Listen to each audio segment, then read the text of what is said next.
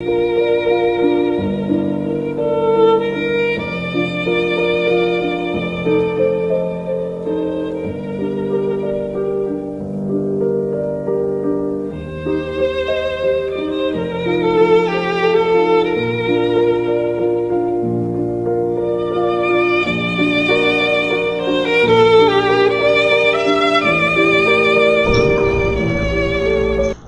queridos amigos, no Ideal Espírita, formulamos votos que possamos sair daqui psicologicamente mais equipados para poder superar os desafios da vida. Comumente, quando estamos sob um desafio, a maioria das pessoas tende a uma postura. A postura da vítima. E nós nos perguntamos por que a maioria das criaturas tem esta inclinação de ver-se como vítima. Ora, quem é a vítima? A vítima é a criatura que atribui a uma outra pessoa a causa de seu sofrimento. Eu estou assim por causa do meu ex-marido. Eu sofro por causa da minha ex-mulher. É o meu patrão que me prejudicou, meu vizinho, meu inimigo, alguém.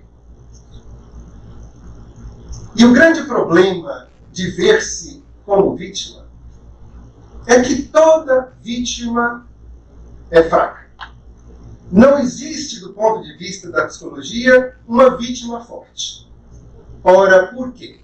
Temos que justificar. No Espiritismo, jamais pedimos que as pessoas acreditem no que estamos falando, e sim que raciocinem, que logiquem, para que nós possamos chegar às nossas próprias conclusões. Porque a fé raciocinada exige que venhamos a compreender para depois seguir, porque a obediência é um complemento da compreensão. Quando nós não entendemos, nós não seguimos. Tornamos pessoas fanáticas, que é seguir, defender uma ideia que a gente não digere psicologicamente. Logo, por que a vítima é fraca? Porque aonde vemos a causa do problema, costumamos também enxergar a solução do problema. Vejamos um carro. Se um carro tem um problema na bateria, qual que é a solução? Trocar a bateria. Se tem um problema na transmissão, qual é a solução? Trocar a transmissão. Logo, se eu atribuo a causa do meu problema à minha sogra, qual é a solução? Trocar a sogra. Trocar o ex-marido. Trocar o patrão.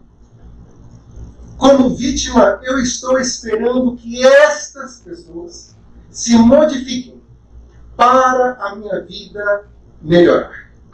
Sabe quando isto acontecerá? Nunca. Por favor, não nos mal interprete. Não é que as pessoas não se modifiquem.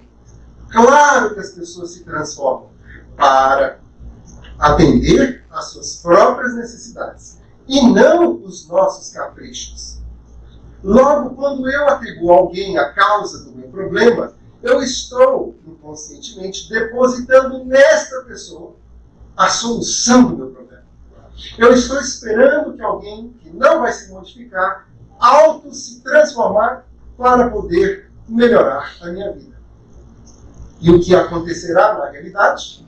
Isto somente prolongará o meu sofrimento. E como eu estou esperando alguém intransformável a se transformar, isto causa, do ponto da psicologia, uma emoção chamada de ansiedade.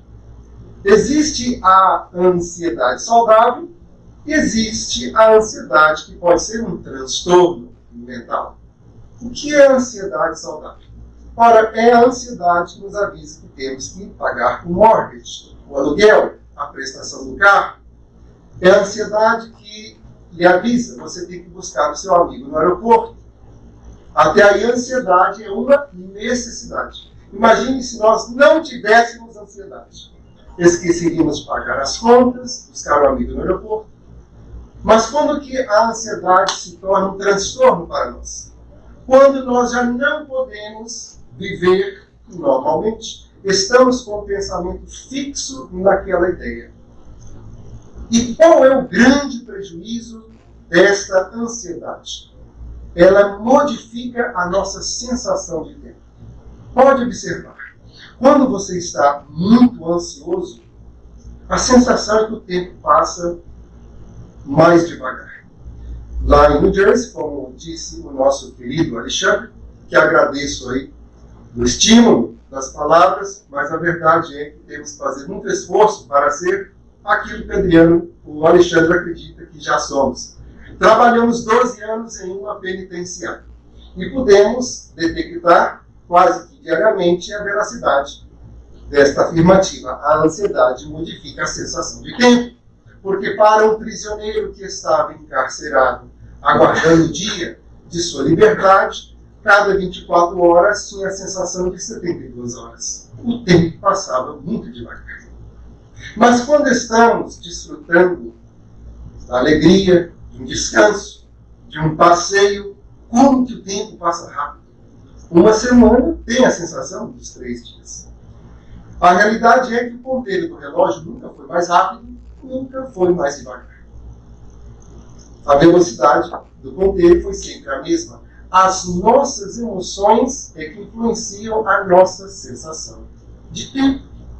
Logo, não há nada que ganhar como vítima, porque eu estou esperando outros se transformarem para a minha vida melhorar. Estou prolongando o meu sofrimento, aguardando estas pessoas se modificarem, e a minha sensação é de muito tempo desse sofrimento, porque eu estou ansioso, aguardando estas pessoas se transformarem. Então não há qualquer benefício em ser uma vítima. Ora, então perguntamos, por que se escolhe então ser vítima? É porque é muito conveniente ser vítima. Para eu ser vítima, basta o meu dedo indicador, apontando dedos para aqueles que me fizeram sofrer. É cômodo ser vítima, porque não exige de mim nenhum esforço. Se o erro está nos outros, o que eu devo fazer? Apenas acusá-los. E nada mais. No entanto, eu permanecerei eternamente sofrendo na condição de vítima. Qual é então a alternativa? E nós pensamos que considere a alternativa. Porque a proposta do Espiritismo jamais é exigir postura mental, e se sempre nos leva à consideração. O ímpeto codificador do Espiritismo, Allan Kardec, em O Livro dos Espíritos, sempre propondo raciocinar, logicar, para que a gente pudesse chegar às nossas próprias conclusões. E o belíssimo terceiro livro, O Evangelho segundo o Espiritismo, contendo 28 capítulos, tem no segundo capítulo, intitulado Meu Reino Não É Deste Mundo, o terceiro item, bastante interessante, intitulado O Ponto de Vista. Naquele capítulo vamos compreender que, quando estamos no plano espiritual, enxergamos a vida de um modo bastante diferente. Sabemos que aqui é uma escola, e na escola estamos para aprender, para qualificar, para desenvolver os nossos valores intelectuais e morais. Quando enxergamos a vida deste ponto de vista, tudo se modifica. E por quê? Porque ao modificar o ponto de vista, nós vamos modificar a maneira de pensar. Modificando a maneira de pensar, vamos transformar a forma de agir. Transformando a forma de agir, vamos ter uma outra conduta, uma outra atitude perante a vida, que nos levará a hábitos saudáveis, a um caráter bastante produtivo e um destino feliz.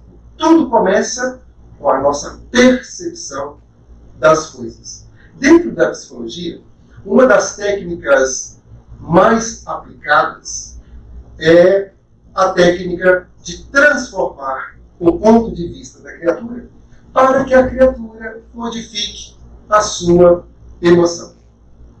Vou aqui sintetizar como funciona. Acompanhe o meu raciocínio. Suponhamos que existem 4 vizinhos. É sexta-feira, estou vendo muita gente com olhar de fome. Então, quantas pessoas tem nessa história? Vamos dizer, como se estivéssemos despertos, quantas pessoas tem? Não comeram hoje antes de vir, né? Quantas pessoas tem na história? 4 vizinhos. O vizinho número A, na segunda-feira, chegou até ao vizinho B e disse: por acaso, vizinho B, você está sabendo o que o vizinho C está dizendo sobre você na vizinhança? E o vizinho B então indaga ao vizinho A: o que estão dizendo sobre mim? O vizinho C está espalhando uma fofoca, dizendo que você é um ladrão, que ninguém pode confiar. E logo estão todos temerosos de você. Você, vizinho B, diz: mas como é possível? Eu nunca conversei com o vizinho C. Como pode estar dizendo estas coisas? Jamais fui à casa dessa criatura. E logo, a emoção natural que o indivíduo vai sentir é a raiva. Passados 7 dias, vizinho A aproxima-se de vizinho B e diz: por acaso, você se lembra do que eu disse segunda-feira passada? Como que por acaso? É claro que sim. Eu estou aqui com todos os nervos contra o vizinho C. O vizinho A diz então para o vizinho B: você me desculpa, eu errei. Vizinho C não disse nada sobre você. Foi o vizinho D. Naquele momento, o vizinho B transforma, direciona a sua raiva para o vizinho D. A pergunta que eu tenho para vocês é: durante 7 dias, a informação que o vizinho B tinha era uma informação falsa ou verdadeira? Falsa. 1, 2, 3. 1, 2, 3. A informação era? Falsa. Falsa. A emoção que o vizinho B estava se sentindo durante 7 dias, falsa ou verdadeira? Verdadeira. A emoção era verdadeira, baseada numa informação falsa. Quantas vezes as pessoas fazem exatamente isso? Não tem qualquer prova de que o que está escutando, o que está observando é real. Mas a emoção que sente é verdadeira. O que fará então o psicólogo? Questionar o indivíduo para que a pessoa faça uma análise se a informação que tem é correta ou não. Meus amigos, essa técnica serve para todos os aspectos da nossa vida. Alguém traga uma informação, averigue a informação, investigue a informação, para que nós não venhamos basear a nossa vida numa suposição. Porque modificando o ponto de vista, vou modificar a forma de pensar, de sentir, de agir. Tudo se vai modificar. Por isso é tão importante o ponto de vista. Para adquirirmos saúde mental e evitarmos tantos problemas em nossa existência, bastaria a leitura do 3º item do 2º capítulo do Evangelho segundo o Espiritismo. O ponto de vista. Logo, quando eu me enxergo como a vítima, este é o meu ponto de vista. E o que este ponto de vista me leva? À tristeza, ao sofrimento eterno. No aspecto profissional, quantas pessoas atribuem a fatores exógenos, isto é, tudo aquilo que está fora de nós, pela nossa falência. E jamais se questiona o que eu contribuí para esta situação. Imagine um indivíduo, no aspecto profissional, que tem esta mentalidade. Passa toda uma existência de falências para chegar à terceira idade frustrado, miserável, do ponto de vista profissional, do ponto de vista emocional. Sem jamais indagar como é que eu fiz Para chegar a esta situação, como é que eu atribuo a quem e por que não questionar o que eu fiz? O ponto de vista é eminentemente importante para nós identificarmos a real causa do problema. Quando estamos experienciando qualquer sintoma físico, psicológico, qual que é o trabalho do psicólogo? Qual é o trabalho do doutor? O ponto mais importante é o diagnóstico. Identificar o problema. Assim para tudo. Leva o carro para o mecânico. Qual que é a parte principal? Identificar, diagnosticar corretamente. E por quê? Porque um diagnóstico equivocado vai levar a pessoa a uma solução equivocada. Vai consertar o carro eternamente, o carro terá problema. Vai cuidar de uma parte do corpo eternamente e o real problema persistirá. Na questão profissional, a mesma coisa. Logo, a síntese da nossa frequência ao querido plenitude tem por objetivo a identificação, o diagnóstico da causa dos nossos problemas. Não só moral. Temos uma associação tão forte que o Espiritismo se limita ao aspecto religioso que nós não identificamos os vários recursos que uma escola bendita desta oferece-nos para ter um sucesso profissional, emocional, social e também espiritual. Porque ao identificarmos corretamente, vamos trabalhar na causa do problema. Logo, o Espiritismo leva-nos a um outro ponto de vista. Ao invés de nos enxergar como vítimas, vamos nos enxergar como responsáveis. Qual é o significado da palavra responsabilidade? Temos aqui o sufixo, a habilidade, com a própria palavra resposta. Ser responsável é ter a habilidade de dar uma resposta a qualquer coisa que nos aconteça.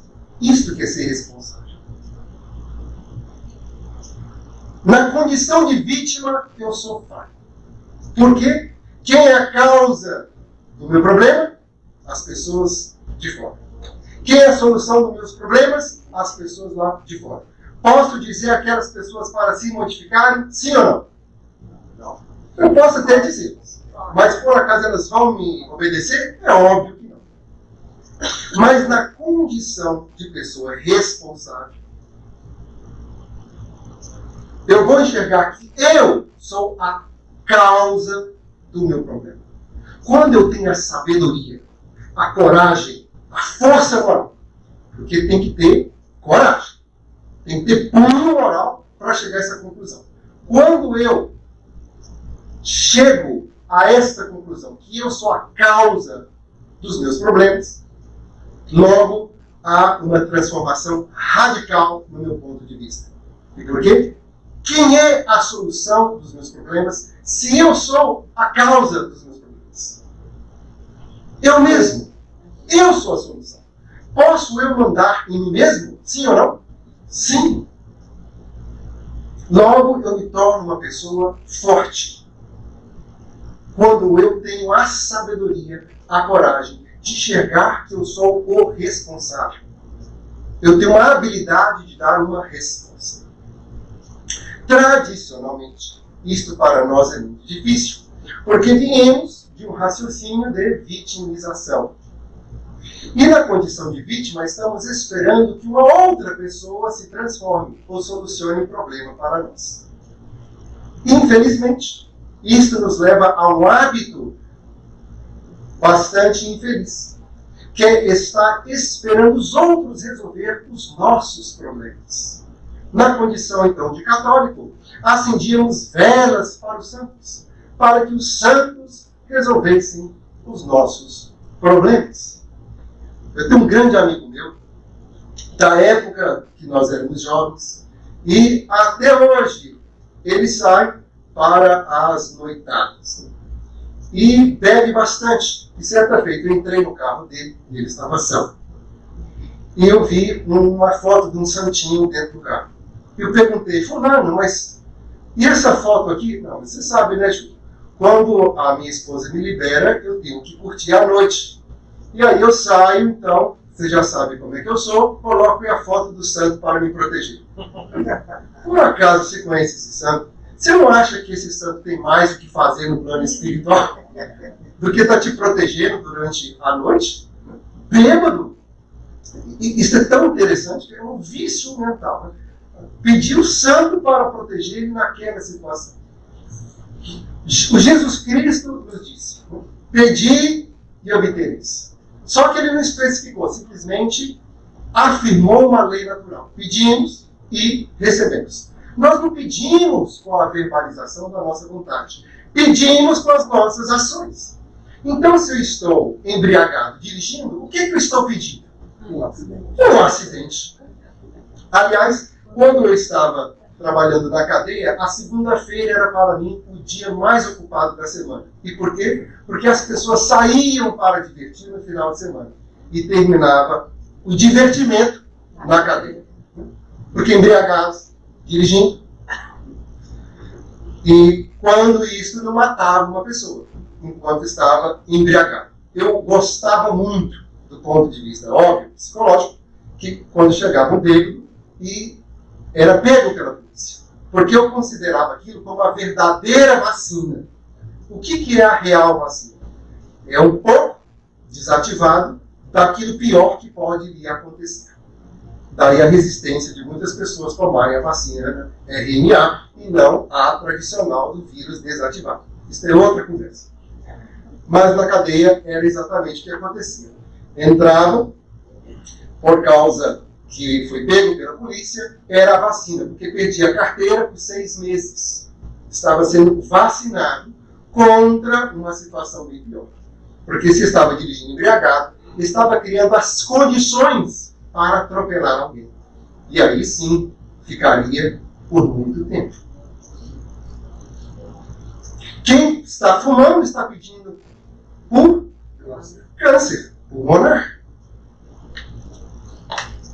Não é que o indivíduo está desejando, mas a sua atitude é pedir. Quem está pedindo por um melhor trabalho e está aproveitando do atual chefe, está pedindo por quê? Por progresso? Ou por demoção do posto? Tudo na vida é pedido. E nós recebemos de acordo com os nossos pedidos. Como nós vimos bastante pessoas nesse tipo de situação, é um tema bastante sensível. A embriaguez e a direção. Porque do costume, infelizmente, da criatura beber quando está com um problema, para poder mortificar a situação que está vivendo, quando na realidade complica mais. Jamais me esquecerei dessa menina, 19 anos de idade. Ela estava apaixonada pelo High School Sweetheart. Aquele que ela encontrou desde o início na escola. Passaram todo o período do High School juntos. Terminado o High School, ele disse, olha, vamos agora para a universidade, eu queria ter outras experiências, eu gosto muito de você, mas queria estar com outras pessoas. Ela ficou devastada. Qual foi a solução?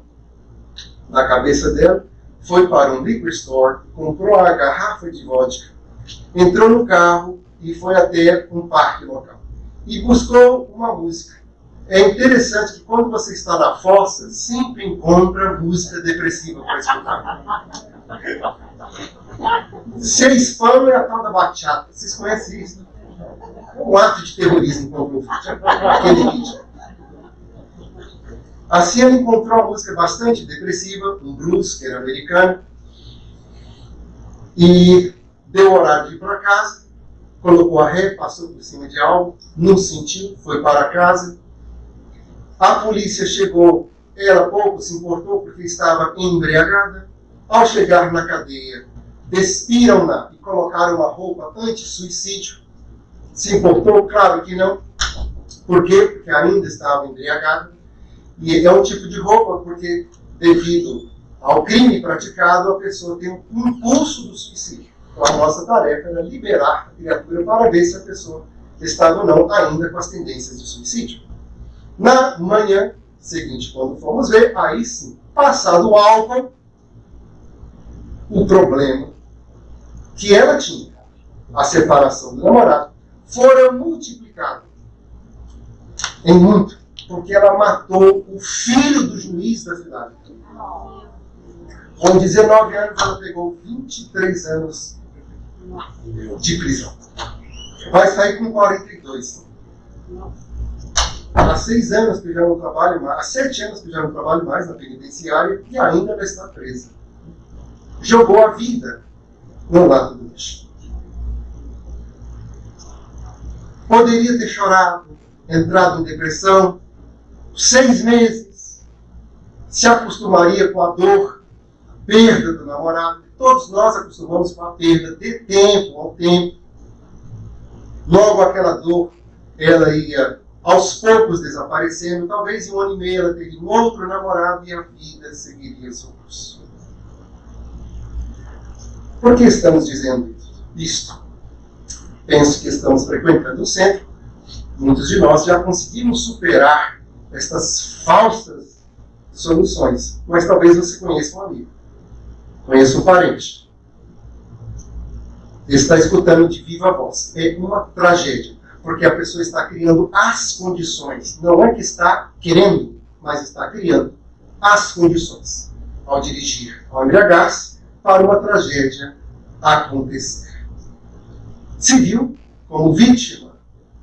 A solução estava em um namorado declarar amor, quero estar junto de você, e não era ver como eu sou responsável. Isto é, eu tenho uma habilidade de dar uma resposta a esta situação.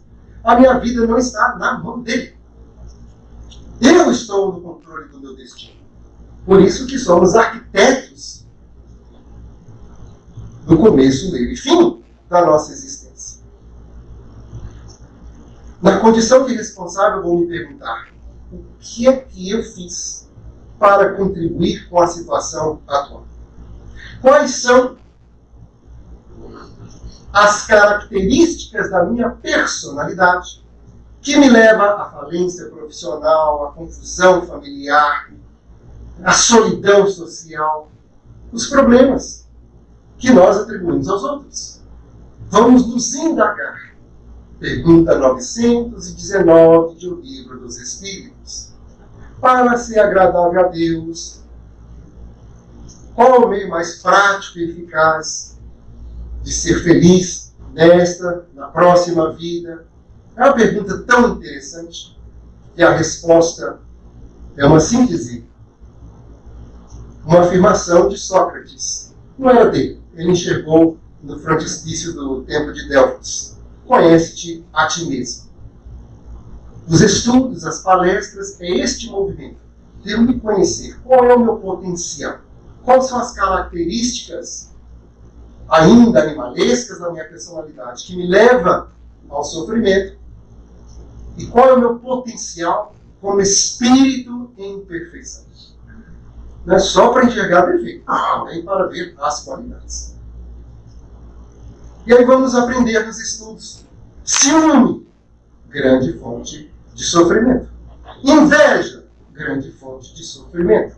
Preguiça, grande fonte de sofrimento. Ressentimento, grande fonte de sofrimento. Se na condição de católico eu acendia vela para os santos, na condição de muçulmano eu orava 5 vezes por dia para atender às exigências de Alá. Se na condição de protestante eu cantava os hinos para agradar a Deus, o que eu farei como espírita? Tomar passe, água frutificada, ou eu vou aprender a refletir, a digerir o material, a estudar, para compreender que eu sou um Deus, com D minúsculo, destinado à grandiosidade do universo. Há um livro fantástico, Obreiros da Vida Eterna.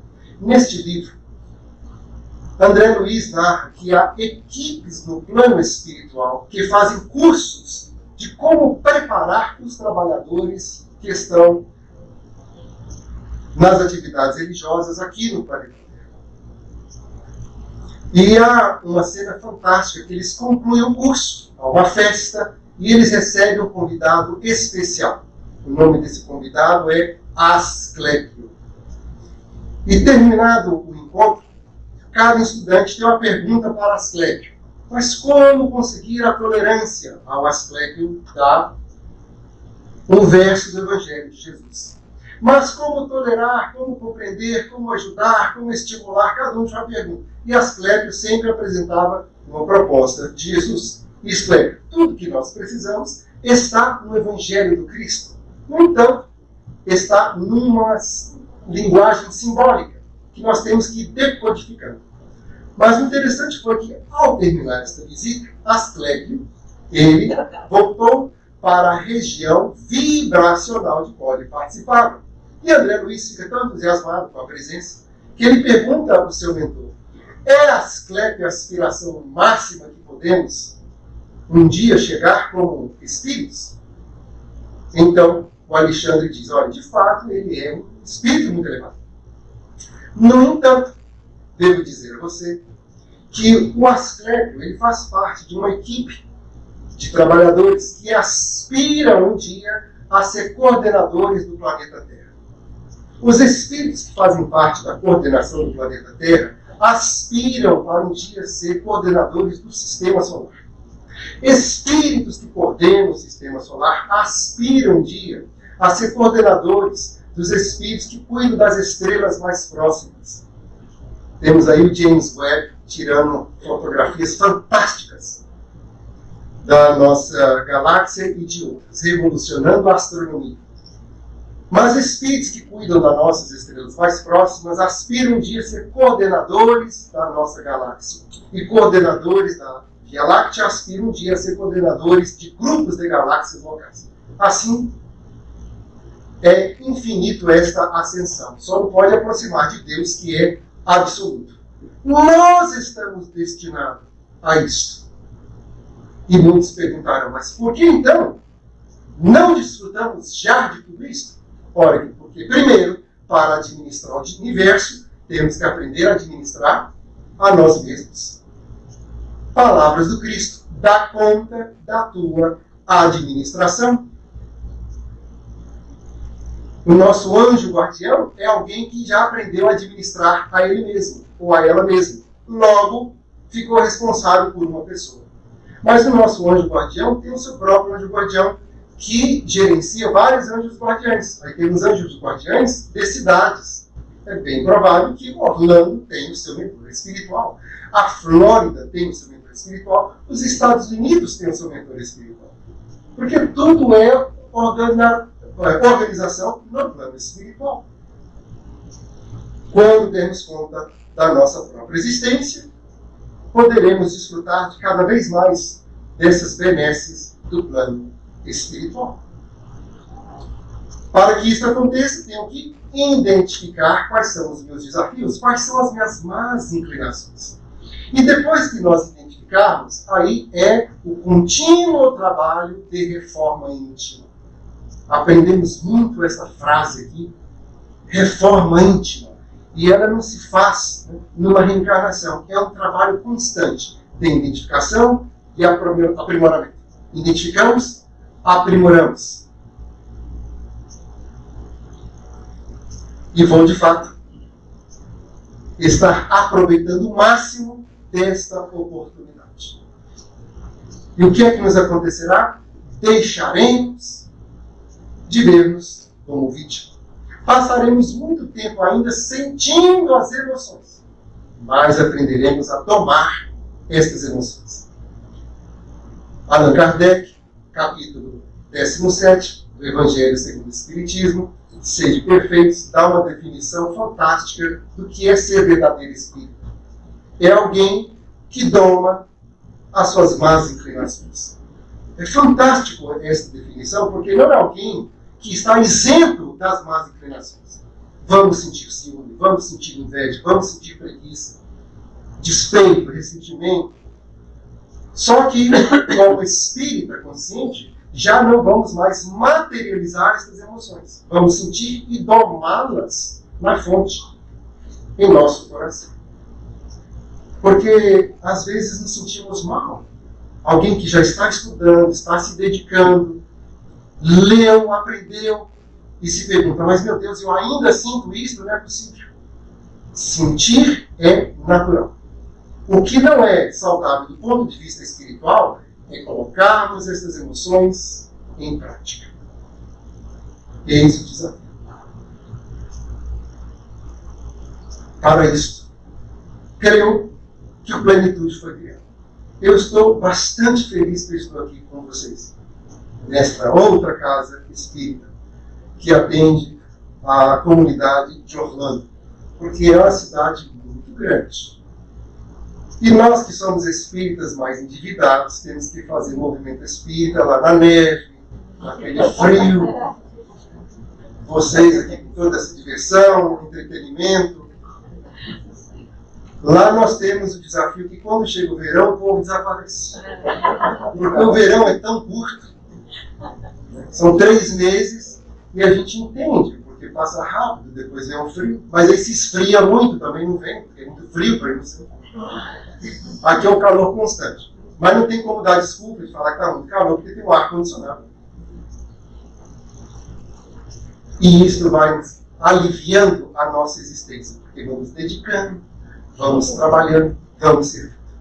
Então, eu fico muito feliz de ver o Plenitude, vocês e o Centro Espírita com gente presente. Porque quando chegou a pandemia, eu fiquei extremamente preocupado com o nosso movimento espírita. Porque eu tive amigos que me teve a audácia de me dizer que agora que iam ficar em casa, poderiam reassistir toda a novela O Rio do Gato. Vou reassistir toda a série do Netflix. Eu me disse, eu vou assistir a Ana Trovão. Teve essa novela? Na década de 80, 90. Ok, assista o Ana Trovão, Rei do Gado, mas separe um momento para poder ler algo que lhe dá estrutura psicológica. Porque o entretenimento, ele não nos dá estrutura psicológica para superar os desafios. Olha o que aconteceu com a pandemia. As pessoas ficaram ligadas na televisão, que nem sempre tinha o dever de informar a verdade, porque o compromisso era mais financeiro, assustou as pessoas em demasia, ficaram presas dentro de casa, e olha quantos problemas gerados. Diretamente lá no nosso centro, né, teve alguns que pegou Covid 20, 25, 30, que foi a quantidade de libras que colocaram durante o período que foram dentro de casa. Só comendo, com medo, sem expor ao sol. E as crianças, que as notícias de abuso sexual caíram drasticamente. E muitos dirão, uau, que legal. Não é. Sabe por quê? Porque lá em New Jersey, do norte, que aqui a política foi bem diferente em questão de fechamento de escola, a professora é a primeira que nota quando a criança está sendo abusada. Se a criança não estava indo para a escola, então ela não estava percebendo o que estava acontecendo. Os dentistas lá, não há qualquer um que você encontre espaço na agenda. E por quê? Porque ficaram em casa, comendo bala e doce, gerando muita cárie. Foram tantos os prejuízos em torno disso. Mas a minha preocupação maior era com o nosso movimento. Porque houve as reuniões online, que de início foi bastante legal, mas daqui a pouco o pessoal estava com a tela ligada, com a novela ligada, né, dando só o ponto de ligação. E nós precisamos desse calor humano para estarmos uns com os outros, para nós nos sentir estimulados, alimentados em nossa fé. Esse convívio é de extrema importância para que nós venhamos sair daqui alimentados semanalmente da comida espiritual, que nos dá os nutrientes espirituais para superarmos os desafios da semana. Fico muito feliz em ver o Plenitude com todos vocês aqui. Porque há centros espíritas que ainda estão fechados. Nossa. Digo com bastante tristeza. Não que eu queria que os espíritas morressem, mas nós temos notícia do movimento, percorremos, e que eu saiba, nenhum espírita morreu aqui nos Estados Unidos. Mas morreu alguns centros espíritas. E por quê?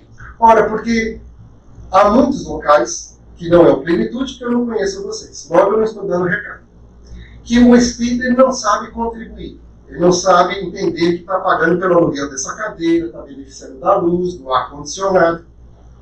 E há sempre uma troca. A gente tem que estar dando uma coisa para receber um dinheiro. Isto não é ajuda. Isto é uma transação financeira. Você compra uma coxinha e está aqui a sua coxinha. Então está sempre trocando. Logo, se não tem espírita para fazer a troca, onde está o dinheiro para pagar o aluguel? Se não tem dinheiro para pagar o aluguel, fechou a casa espírita. Por isso que muitos centros espíritas morreram. Não é triste? A gente dispondo da terceira revelação. Quando eu vim aqui hoje, eu vim fazer uma surpresa para os meus amigos, o Alexandre e a Eliane, e os demais. E o Alexandre falou: então você vai fazer a palestra hoje. Eu só vim aqui só para ver vocês. E eu saio daqui turbinado de alegria por ver o centro espírita cheio desse jeito. Porque a nossa alegria, o nosso afã é de disseminar o espiritismo. É de fazer com que as pessoas compreendam a beleza dessa doutrina. Eu sou muito grato ao espiritismo, porque sem o espiritismo eu não seria nada do que eu sou. O meu filho nasceu com câncer, perdeu o rim na cirurgia, o doutor fez um erro muito grave, cortou a aorta no processo, e ficamos 17 dias no hospital. E eu conseguia quase que pegar na mão as preces que eram enviadas a nossos amigos. Eu sou muito grato. Quando o pessoal estava enlouquecendo com as notícias da televisão, ao invés de buscar na fonte de informação com a Covid-19, a minha esposa estava levando o Jonas para fazer quimioterapia, radioterapia. E ele, por ser um bebê, tinha que estar todos os dias durante a radioterapia sendo colocado anestesia para ele dormir. Você não pode dizer para o bebê fique para receber a radioterapia.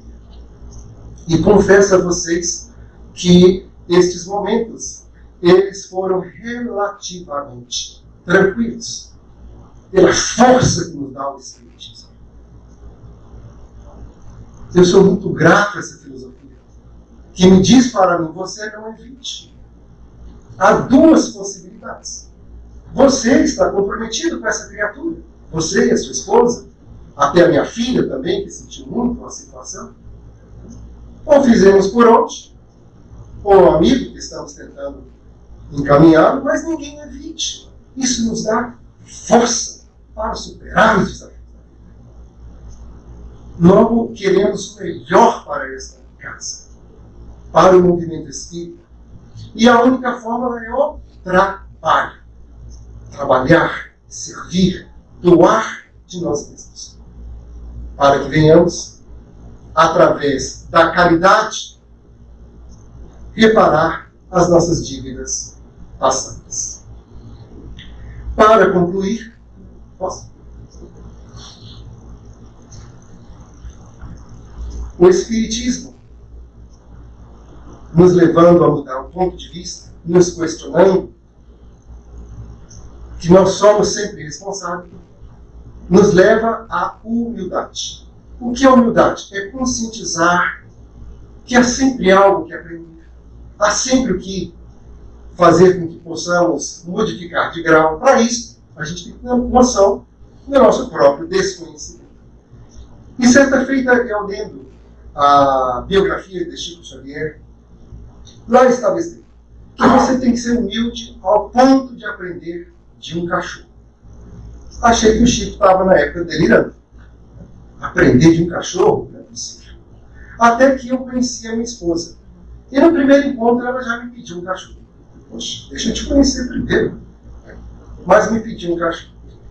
E como é que você quer o cachorro? Eu quero um cachorro tranquilo, pequenininho, que seja o lapdog, aqueles que pulam na terra. E nós morávamos naquela época num apertamento, em que a gente espirrava, todas as cortinas da casa balançavam. Vou comprar um cachorro, vou botar ele aonde, esse cão? Aqui, meu Deus. Foi passando o tempo, ela esqueceu do cachorro. Era o aniversário dela, nós dois estávamos trabalhando, com as atividades no centro, estudando. E saí para comprar um presente, ver um amigo junto. E passando numa loja, eu considerei, poxa, ela é uma esposa tão fantástica, merece o cachorro. E meu amigo perguntou, você sabe que cachorro que ela quer? Claro que sei, né? A gente nunca está errado, né? Espírito é orgulhoso, é horrível. Não, eu sei, eu fiz uma pesquisa, vamos lá. E entrei, vi um cachorro, parecia um ursinho de pelúcia disfarçado de cachorro, de tão lindo. Branco, olho azulzinho, orelhudo. Levei ele para casa, pequenininho, tá calminho, né? Vamos. Quando eu cheguei em casa, coloquei o cachorro no quarto, fechei as portas, estava eu e meu amigo sentado na sala. Chega a minha esposa. Quando ela abre a porta e vê todas as portas fechadas, ela está esperando o pessoal sair e dizer, surpresa! Aí meu amigo ficou olhando para ela, ele começou a rir. Quando ele ri, o cachorro acorda. Quando o cachorro começa a ladrar, ela se dá conta que tem um cachorro na casa. Vai em direção ao quarto, pega o cachorro, abraça contra o peito e começa a chorar. Chora, e chora, e chora. E o meu amigo rindo, começa a chorar também. Naquele momento, sabe do que eu lembrei? Do dia do meu casamento. Ela não teve um quarto da emoção. Agora com o cachorro. Depois que passou o choro, ela disse, você sabe que cachorro você comprou? Claro que eu sei. Eu não te pedi um cachorro pequeno, mas o cachorro está pequeno. Ele está pequeno. Ele vai crescer muito. Mas você não queria um cachorro calmo? Eles drogaram ele, seu besta.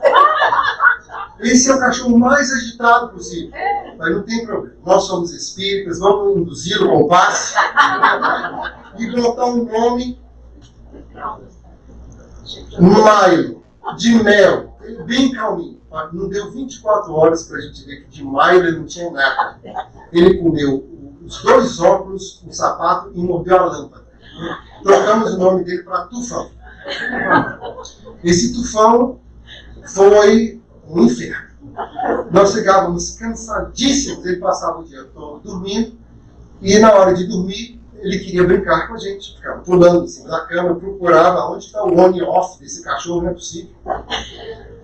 Um dia eu estava tão cansado, hoje eu vou jogar esse cachorro pela janela. O cérebro doendo. Aí eu saí do nosso quarto, fui para o escritório lá, sem cama, sem nada, deitei no chão. Passado 10 minutos, a minha esposa vem e deita no chão. Passado 15 minutos, não é possível que nós estamos deitados nesse café sujo por causa desse cachorro. Quando eu volto, eu acendo a luz do quarto, ele está no meio da cama esparramado. Tipo assim, eu deixo você deitar aqui, a cama é minha. Eu estava no computador certa feita e tudo que ele fazia de errado, a solução era colocá-lo dentro da grade. Ele saía, colocava dentro da grade. Ele veio, partiu o computador em 2 e foi para a grade sozinho. Eu não importa o que você faça comigo, eu quero a sua atenção. E assim o tempo foi passando. Quem tem cachorro sabe que eles são espertíssimos para poder lhe conquistar. Chegou o ponto que ele queria dormir no chão, é nós que colocávamos o Tufão na cama. Meio dia, eu já estava todo preparado para ir para a cadeia, eu me vestia muito bem para impressionar os carcereiros, né, porque eles me maltratavam como se eu fosse também um dos detentos. Então eu ia muito bem, e o cachorro escapa e eu saio atrás do cachorro. O cachorro atravessava de uma rua para outra. E aquela loucura, eu já suando todo. Quando eu consigo pegar esse cachorro, que eu volto para casa, eu pego o chinelo e começo a acertar nas tábuas. E acerto, e acerto. Porque naquele momento que eu já estava, se ele morre, eu morro junto. Tanto apegado que eu já estava ao cachorro. Depois que eu cansei de disciplinar ele, ela, por favor, agora vai na padaria e volta rápido. Quando eu estava lá na padaria, eu já estava super arrependido. Oh, meu Deus, ele estava querendo vir comigo. E agora? Não vai falar comigo. Vai estar em depressão, vai ficar cama. Tomando Prozac. Quando eu volto já super chateado, o cachorro não vai querer me ver. Quando eu abro a porta, ele me dá a mesmíssima recepção. Pula em cima de mim como se nada houvera acontecido. Naquele momento eu entendi a frase de Chico Xavier: ser humilde ao ponto de aprender de um cão. E por quê? Porque depois de todas aquelas chineladas, ele me perdoou em 10 minutos. E nós que somos seres humanos racionais, às vezes alguém esquece de dar um alô para nós e ficamos muito tempo sem falar com a pessoa. Daí ser espírita é ser gente consciente. O ponto de vista é: eu tomo a iniciativa de modificar a minha vida sempre para melhor. É por isso que os espíritos que nos acompanham, os benfeitores da humanidade, sempre desejam o melhor para nós e sintetizam os seus conhecimentos em belíssimos poemas que foram feitos através do saudoso Francisco Cândido Xavier. Um deles, intitulado Marchemos, isto é, ouvidemos o passado, caminhemos para o futuro. Um poema belíssimo de Castro Alves. Há mistérios peregrinos, no mistério dos destinos que nos mandam renascer. Da luz do Criador nascemos, múltiplas vidas vivemos, para a mesma luz morrer. Buscamos em a humanidade as verdades da verdade, sedentos de paz e amor. E em meios mortos-vivos somos míseros cativos da iniquidade e da dor. É a luta eterna e bendita em que o espírito se agita na trama da evolução. Oficina onde há uma presa, forja a luz, forja a grandeza da sublime perfeição. É a gota d'água caindo no arbusto que vai subindo, pleno de sede e verdor. É o fragmento de estrume que se transforma em perfume na corola de uma flor. É a flor que eterna inspirando, cai ao solo, fecundando o chão duro que produz, deixando aroma leve nas aragens que passam breve nas madrugadas de luz. É a rija bigorna ao malho, pelas fainas do trabalho, a enxada fazendo o pão. É o escopo dos escultores, transformando pedra em flores, em carradas de eleição. É a dor que, através dos anos, dos algozes e dos tiranos, anjos puríssimos faz, transmutando negros rudes em arautos e virtudes em mensageiros de paz. Tudo evolui, tudo sonha, na imortal ânsia risonha de mais subir e mais galgar. A vida é esplendor, Deus somente é o seu amor, o universo é o seu altar.